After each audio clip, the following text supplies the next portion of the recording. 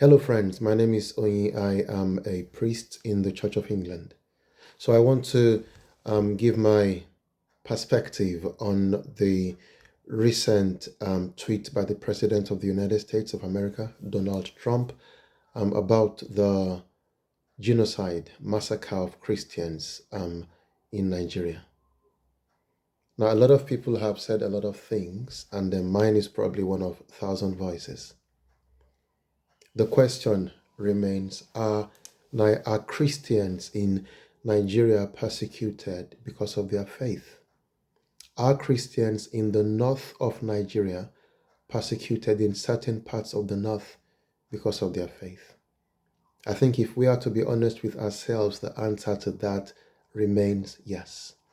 I remember growing up in Nigeria, and this was long before there was a Boko Haram and things, and you would hear stories of southern Christians up north who have returned back home, who have fled back to Akure, where I grew up, because of persecution.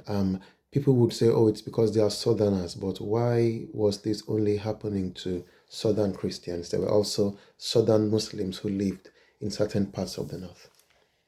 And thinking about this, what really brings this home to me was the 5th of June massacre at St. Francis Xavier Catholic Church in Owo. Now, Owo happens to be my ancestral home, going back generations. And so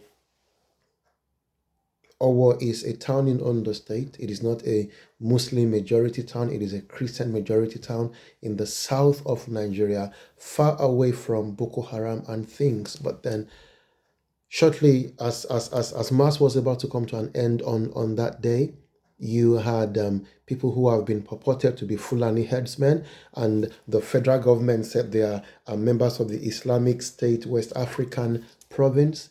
They came into that church and shot and killed people. A report said over 40 people were killed. Another said over 80 people were killed. The fact remains that in Owo on that day, people who were in church were killed for no other reason than they were Christians. Now, this happened in the South, and we've seen stories, we've seen videos of things like this and worse happening in the North that happens to be a Muslim majority part of Nigeria.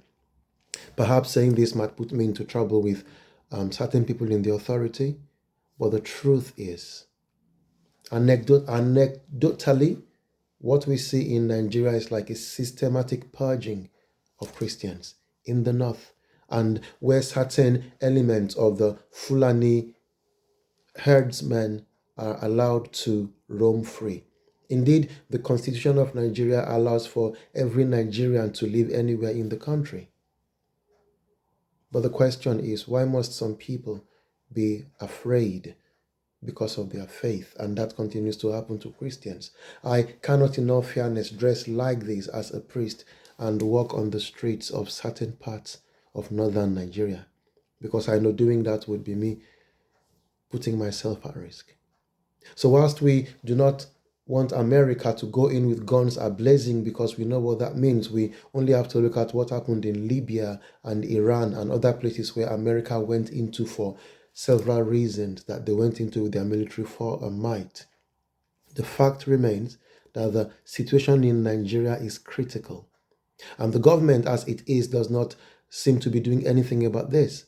The massacre in Owo, the people that did that massacre have still not been tried till date. This is over 3 years after. So is the Nigerian safe in northern Nigeria? Is the Nigerian Christian safe in northern Nigeria? No. Is the Nigerian Christian even safe in certain fringes of the south of Nigeria, where certain groups of people are coming in from the north to graze their cattle? No, they are not. And so we urge the government to call this what it is. You might not want to use the name massacre, genocide, but in a way it is what it is. Perhaps if that's too strong a word for you to use, why don't you call it nothing, but do something about it? It's not what you call it that matters, but it is what you do about it that matters. And even I retract that statement. What you call it matters. Christian lives matter, Muslim lives matter. But my question remains, why is it that it is Christians who are suffering the most? And most of these people, they are because of their faith. Yes, in places like Zamfara and other places, these terrorists also attack and kill Muslims. Yes, but this isn't an attack against them because they are Muslims. This is just terrorists killing people. But when it comes to Christian, it looks like there is an attempt to attack these people for the sake of their faith. So I think it's time that someone stood up to speak for Christians. Sadly, it is Donald Trump. I've had people say Trump has this or that agenda. I am not a fan of Trump. I am not.